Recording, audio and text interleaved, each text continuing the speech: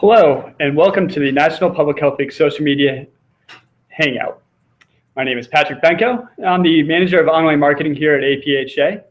I manage several social media accounts here, and have to say that National Public Health Week is definitely my favorite time of year for public health online.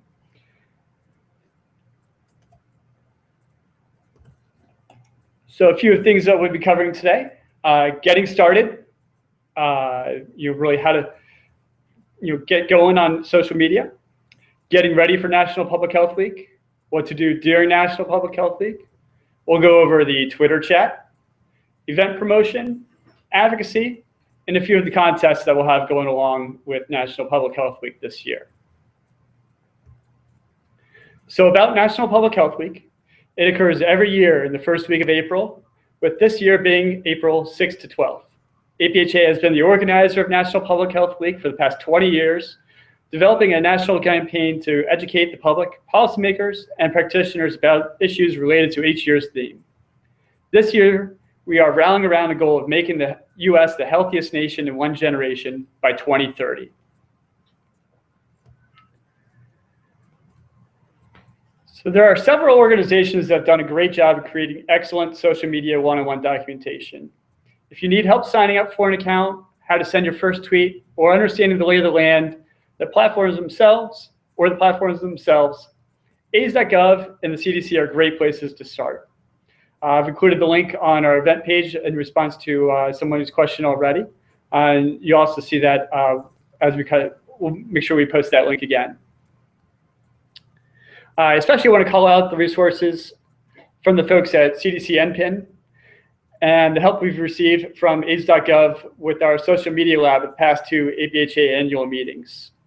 One thing I highly suggest is checking out the AIDS.gov virtual office hours, especially if you're involved with AIDS or HIV topics. To kind of go with our format here, I've broken things out into three categories: crawl, walk, and run. Crawling is what to do when just getting started. Walking is the type of actions that suggest once you have a certain level of confidence and familiarity with social media, while running is a combination of what we here at APHA do and what can be done when you are prepared to commit more time and effort to social media. Notice I didn't say easy or expert here. The crawling tips can really apply to an expert, especially when they're moving to a new topic or an area that they haven't been involved with very much. While the expert or the running tips can easily be applied by somebody who's just getting started with social media quite easily. Again, it's just a matter of time and commitment there. So getting ready for National Public Health Week. Step one is getting your profile completely filled out, especially adding a photo of yourself. This is how you establish credibility. If you're an executive board member, a leader of a section, or a group, make sure you state that. Also mention what you might be talking about. Use keywords and terminology to attract the type of followers you want. Think of it as somewhat of a storefront, showcasing what's going to be shared here. Start listening to what other people are saying and how they say it. Get a feel for how things flow. Don't get caught up in too much best practice talk here. A lot of the resources out there are geared towards reaching the mass of Justin Bieber fans, maybe not other epidemiologists or the target audience in your community. You can definitely read those, institute a lot of those practices, but definitely make sure that you're listening to the people that you want to be talking to and kind of falling in line with that. Also, as you follow people, catch on to what hashtags are being used. This is a great way to find content from new people and to share your own ideas later on. For those with a little bit more familiarity, the Storify gives clues to the tone and content of National Public Health Week. You can look back, you can see who was participating, what they were sharing, and the hashtags they might be using in addition to the NPHW tag, as well as how they were able to incorporate the daily themes into their posts. One thing to start doing now is start using the hashtag NPHW now to help us build momentum. It's also going to help you connect with others that are going to be joining in National Public Health Week. In addition to helping you out with Twitter's algorithms. I won't get too much into those, but I'll just say it will help you out with a few things on the more technical side of who gets shared, who gets to be a suggested user, and kind of that left-hand column, or next to people's profiles, who gets featured in emails, whose tweets sometimes end up at the top versus others.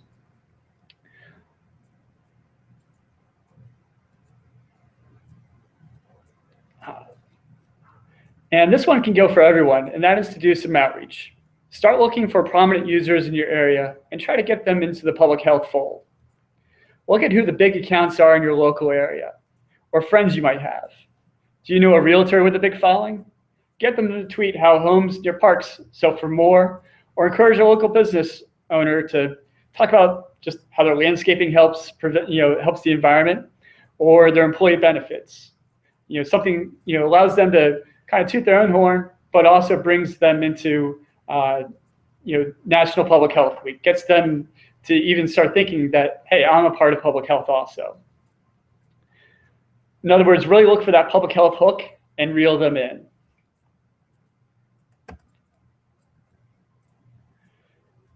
For those looking to run, look across your accounts in your total online profile.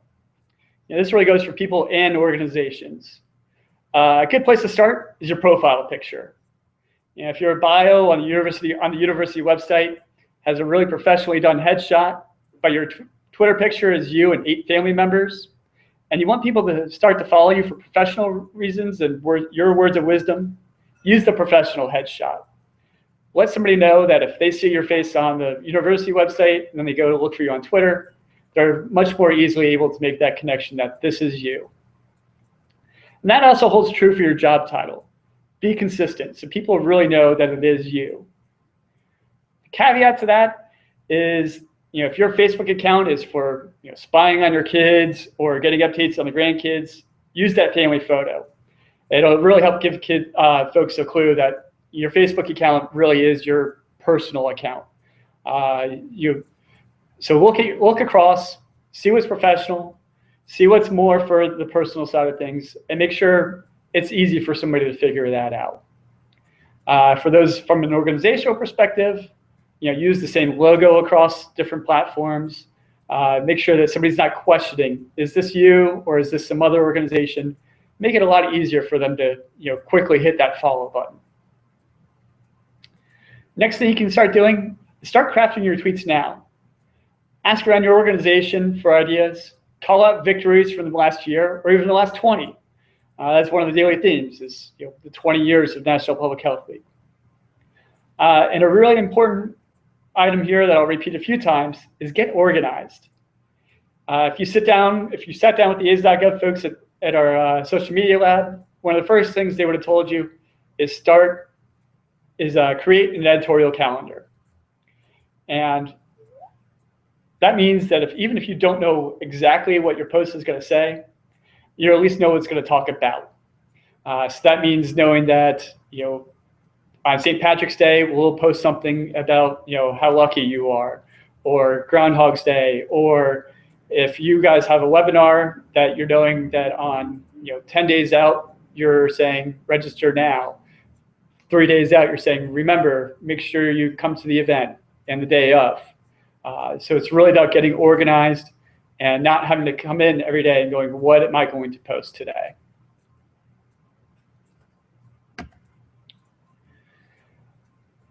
And that segues us into what to do during National Public Health Week. This is a big week with lots going on, and it can be easy, really easy to become overwhelmed. Get that calendar in order, have a few goals, and ask yourself, is this a chance to learn what others are working on? Am I joining in the celebration, getting new followers, or expanding the reach of your message? So that kind of goes back to those running tips aren't just for people that are experts. Anybody can really kind of start to develop a calendar for themselves or establish goals for themselves.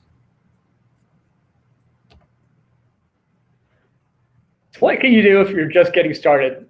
or you're kind of new to the world, like and share content during National Public Health Week. Liking and sharing helps you get on other people's radar.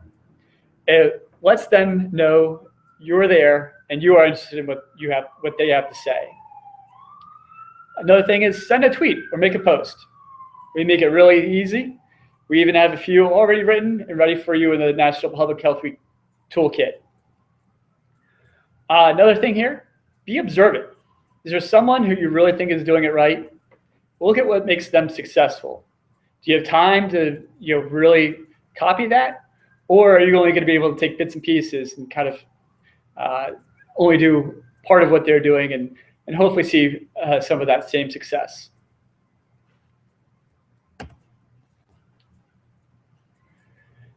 As we mentioned in the toolkit, post early and often is a good thing. Just be sure if you schedule things, do not sound pre-recorded. This is one of the kind of, I'd say, not mistakes, but kind of the stumbles we had during the annual meeting this past year. We have hundreds of tweets going out every single day about dozens and dozens of sessions and things that we're looking to promote. And a lot of them are scheduled. And what happened was it took us about a day to realize that just because things are being scheduled doesn't mean that the account is on autopilot. There's a lot that's happening. There's a lot that people are saying. There's a lot of people that people are responding to us about. And it's really, the onus is on you to make sure that you're a live human being and you're responding to that. You're talking back to people. You're not just sitting at a pulpit with a bullhorn. There's actual conversations to be had. There's actual events going on that you can talk about in real time. Make sure you're participating in the Twitter chat. I won't go too much into, I'll be hitting that a bit in a few slides here. And again, going back to that human piece, share photos or post from a live event.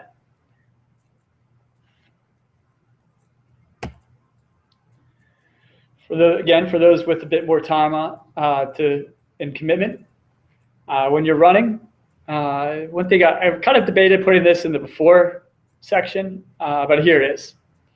Go looking for people that retweet or share content that isn't theirs, and they also happen to have a big following. For example, we're begging for you to share your stories with us here at APHA National Public Health Week. We have 7,000 people following us at NPHW and another 380,000 following at Public Health. We want your stories. We're looking to share them, so definitely send them in. On a more local level, does one TV station in your area share local events or retweet or share things that are sent in more than another one? Is there a meteorologist that shares sunrises from regular people and just so happens you can sneak in emergency preparedness message? Look for those types of opportunities. Is there an elected official or government agency that seems open to sharing? So look out for those people. Look for those, every time you see that RT or that little retweet button next to a big account. What did that person do to get shared? What kind of content are they looking for? Then once you kind of found it, go out and craft a tweet specifically for those people to get shared. It's a great way to expand your reach.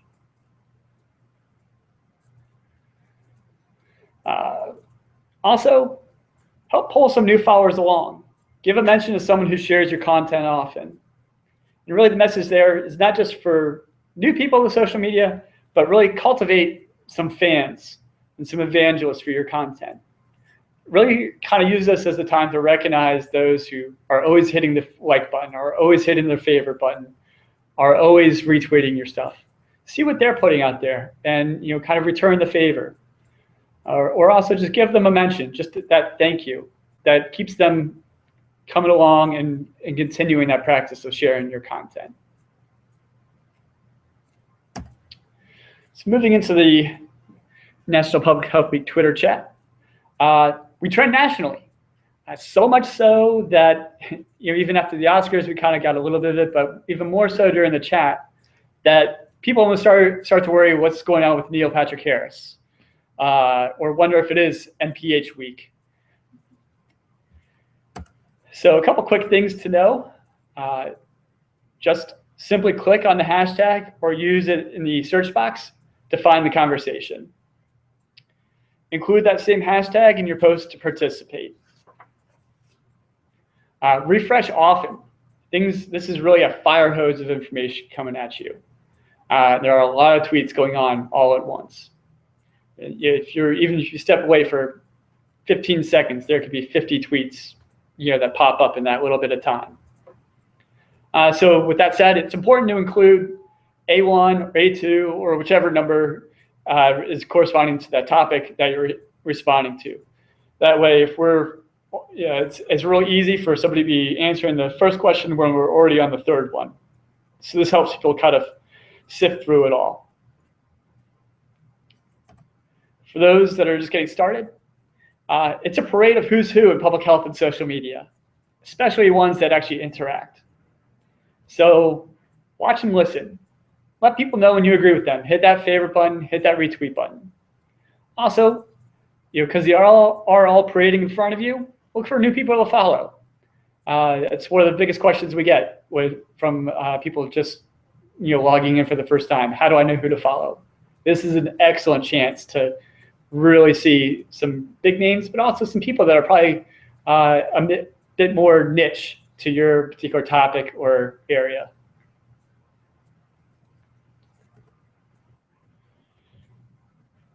This isn't your first National Public Health Week on social media.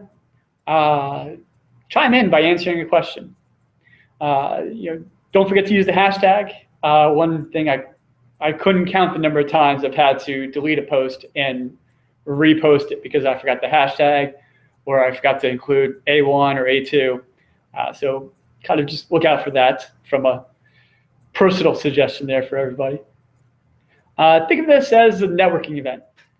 So you're listening, ask questions, have an actual conversation. It's okay to talk amongst yourselves. We've given you a topic already.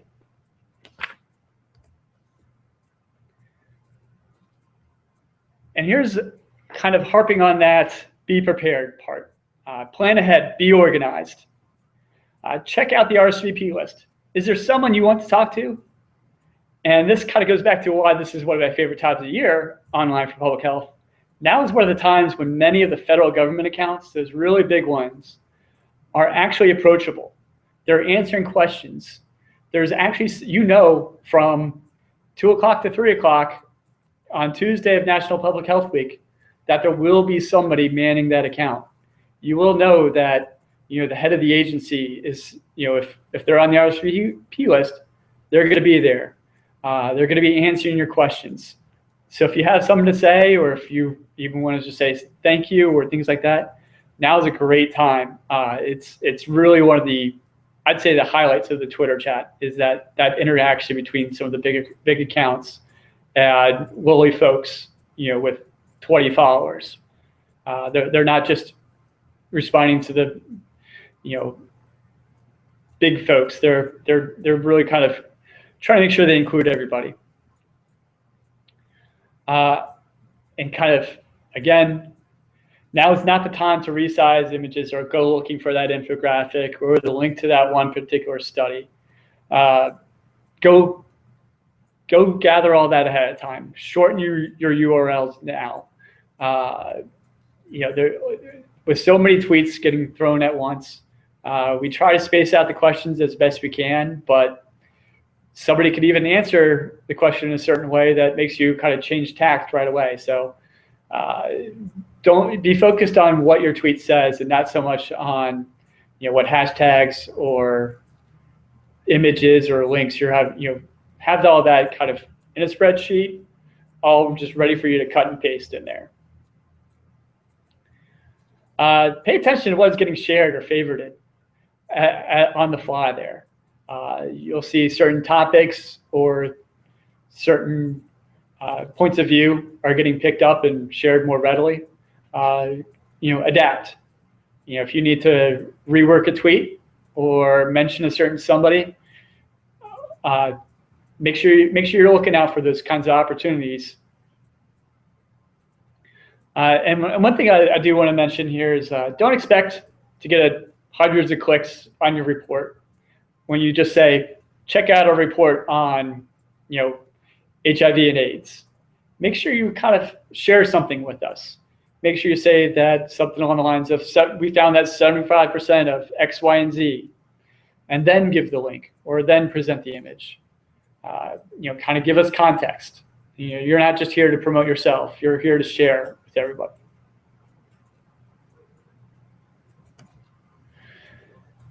So your National Public Health Week event, I really want to call out the toolkit here. It really is a wealth of information for both online and offline. You'll find some great tips in there. So promoting your event, have a way to RSVP. Have a way for people to see who's coming, for you to see who's coming, and even research a little bit about how you can interact with them. Share early and often. Don't just send one tweet, a couple weeks ahead of time. Make sure you kind of have a plan. Really have that calendar filled out of when you're going to be posting, how often you're going to be posting. If you've got the time, send individual invitations. Our outreach for the National Public Health Week Twitter chat started months ago. It's really a pretty involved process where we work we're working the phones, we're working direct messages, we're sending emails. It's not just us saying this is when it happens. There's actually a lot of one-on-one interactions going on there. So again, cross-promote it. It's just because it's on social media doesn't mean that's the only place it should be shared. If you're sending out emails, make mention of it. Have it on your website.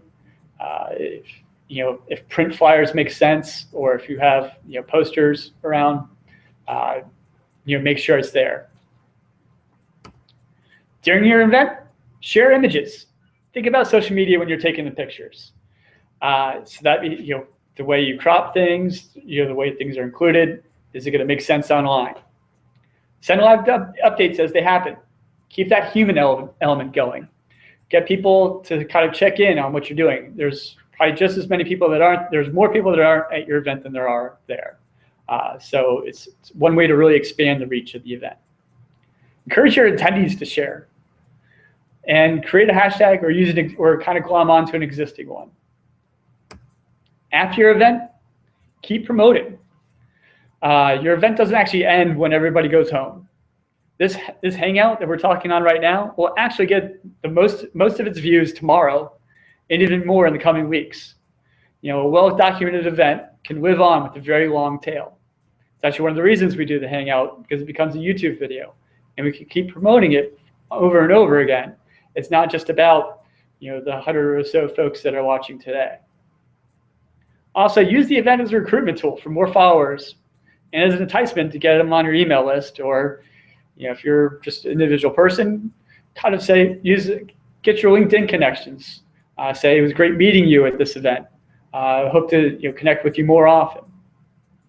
So take all those offline interactions and bring them online after the event.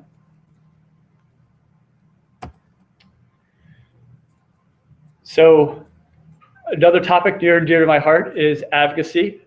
And one of the reasons it's so near and dear is that our surveys say that it's a big reason our members renew. And it's a big reason why they stay on. It's not always a big reason why they join, but once they kind of get to know all the work that we do to promote public health through the federal government and on the local level, it really kind of keeps them on. So we really ask for your help with these. We're going to be crafting multiple alerts during the week. As I'm sure several of you are aware, they're not out there yet just because of the very changing nature of how things go along, and who knows what will actually be up for a vote at the time or how things proceed. So oftentimes it's not until after National Public Health Week that a National Public Health Week related alert goes out. But please look out for them. We'll definitely do our best to make sure you're aware of them. And so I say, please respond to the alerts. Once you've responded, share the alert, and then take it a step further by mentioning them or messaging via social media any members of Congress. And I say any members of Congress. They don't know if you're a constituent or not on social media.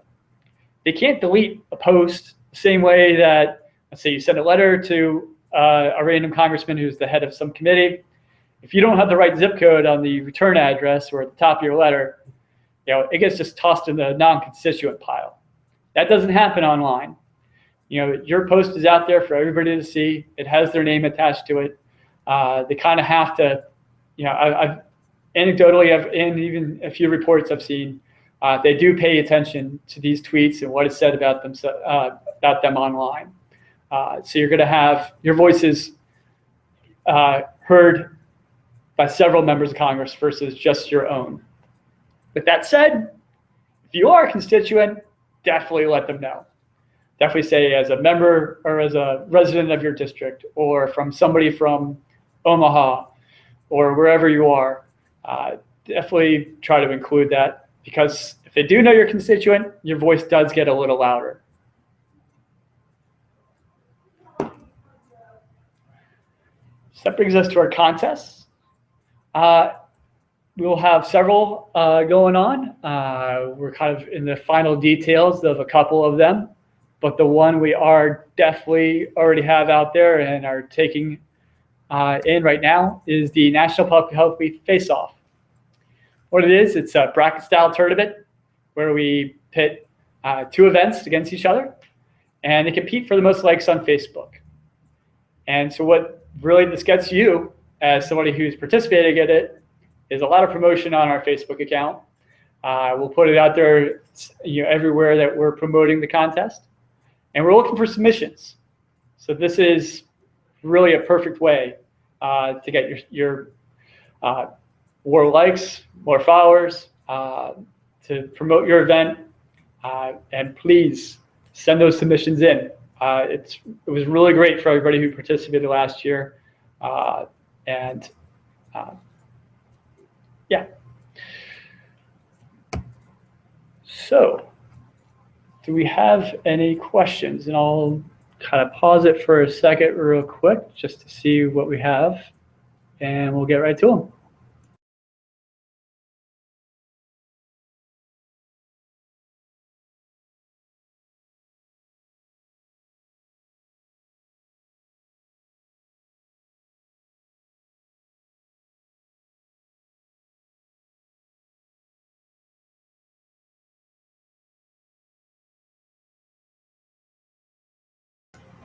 So if you do have a question, please post them on the event page, or you can also tweet at us on Twitter.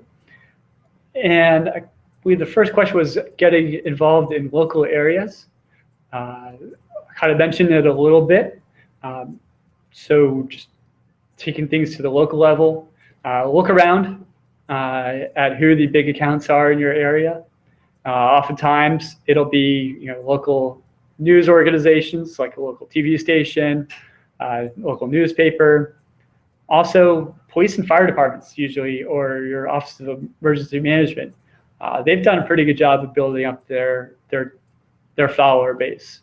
So they are definitely people to get involved in National Public Health Week. Get them sending out your message, really kind of bring them into Team Public Health and bring them in on the celebration, celebrate their victories. I also make sure check in with your local APHA state affiliate if you're really looking to get involved. That might have been how the question was crafted, was how can you personally get involved in different events. That would check in with your local health department and or state health department and your state affiliate.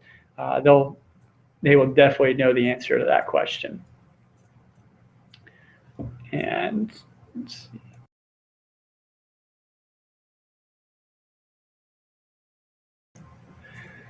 So how frequently should you post during National Public Health Week? The answer to that really is, how much time do you have? And how much content can you create? So just from, in our toolkit, we mentioned 2 to 3 times. And you definitely want to space it out. We don't want to have 3 posts all within 5 minutes. I definitely suggest using a something to schedule your kind of extra tweets. So there could be, a period of, 15 minutes or an hour that you actually spend actually on social media during a particular day. Then you can schedule a few others for other parts of the day.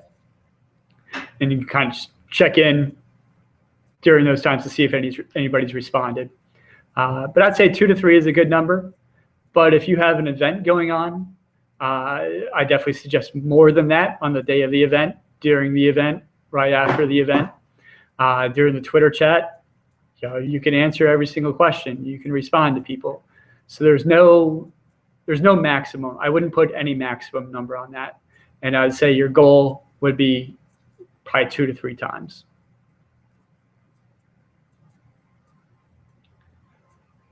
So I have a question here. How do I know how many people I'm reaching?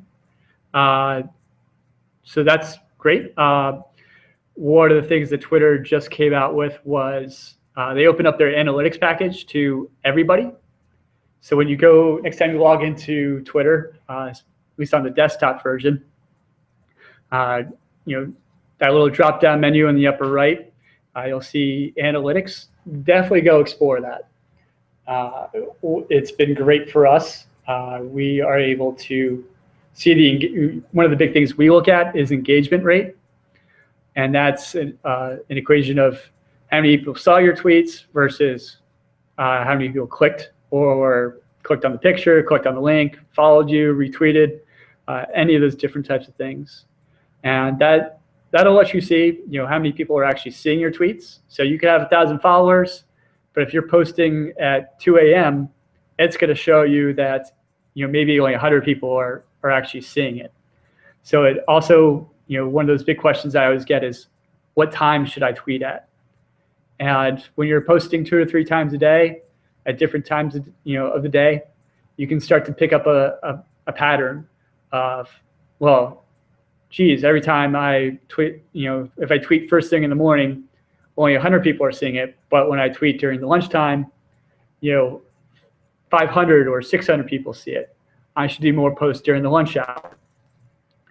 So that's, don't just look at the total number. Also look at, those ancillary things, the differences in the numbers. And actually, it's more than just filling out the spreadsheet. It's actually about what actions can you take from those numbers.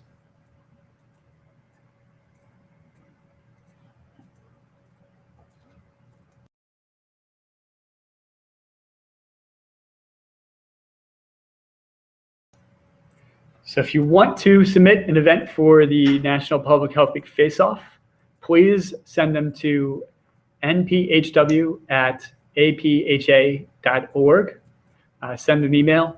I believe also on nphw.org, we have more details on what exact information you should be sending along. But pretty much as much detail as you can give us, definitely some images. It'll be crafted into a Facebook post.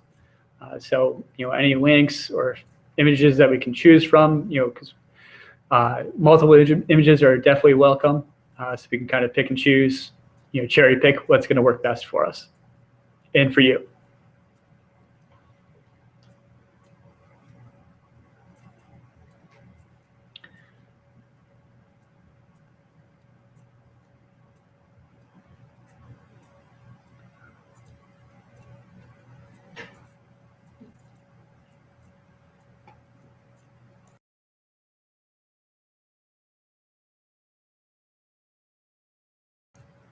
So the YouTube link, it'll be, you can actually, best way to do that is to subscribe to us on YouTube.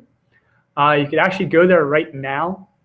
And if you're just tuning in right now, you can actually go to YouTube, or you can use the video here on the event page as a YouTube video. So you can go and rewind to the very beginning and start watching from scratch there.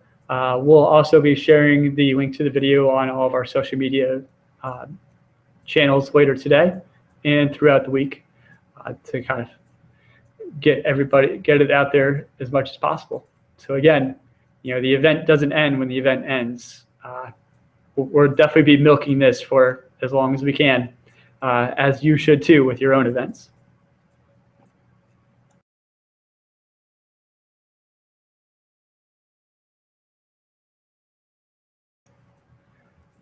So next question is, do I need to use images on my tweets? And I'd say I strongly encourage you to use images whenever possible.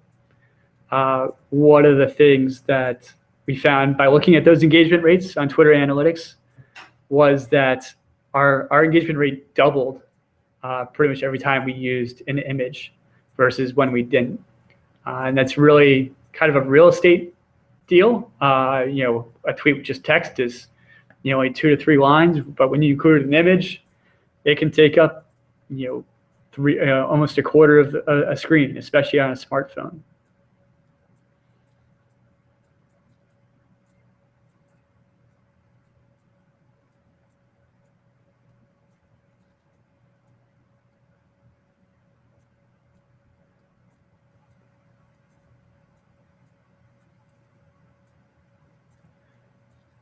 So I see another question about who's following me, and how to really engage your audience. And I'm not sure exactly how that question is worded, but I'll kind of plug Twitter Analytics one more time there, and that is take a look at your follower analytics and see where they're from, who else they follow, and that gives you a pretty indication of what they're looking for on Twitter. And so what we found is that with our Get Ready campaign, that a large percentage of our followers are from the DC, Maryland, Virginia area. A large percentage of them also follow the CDC, NIH, and that they have interest in health. And, but what we didn't see Barack Obama as the top also followed. We didn't see, California was the state that we had the most followers from, but the fact that Maryland and Virginia and DC were in the top 5, even though population-wise they're way, way down the list, really told us that we have our followers were heavy on federal government, on more even so on maybe the academic side, versus the general population that we thought we were talking to. And that kind of changed the way we talked from, check this out, to please share this. We found that we weren't talking to the general public, but maybe a lot of the people following us were. So we changed the way we talked. We changed the verbs that we were using so that our stuff was getting shared instead of just people kind of glancing over it because it wasn't interesting to them, but it might be interesting to their followers.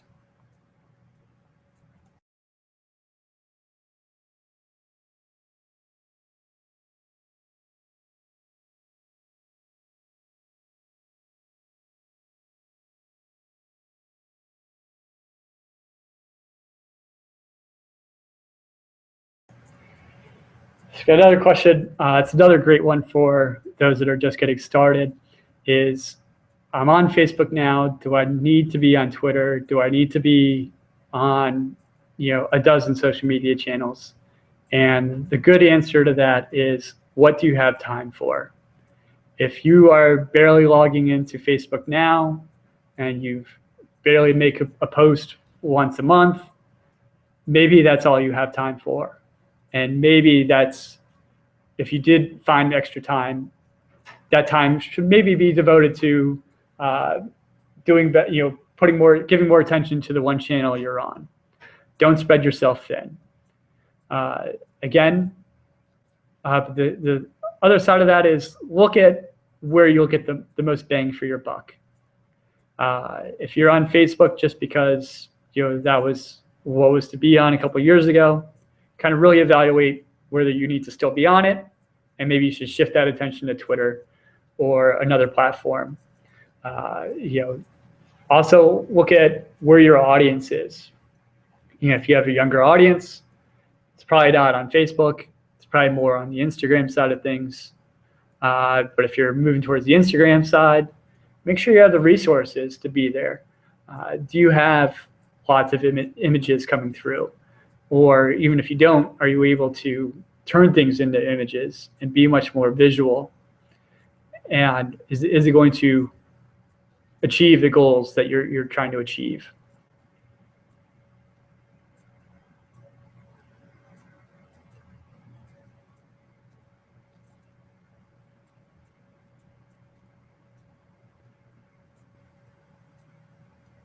All right, well, if there aren't any more questions, I will definitely say thank you to everybody for joining us.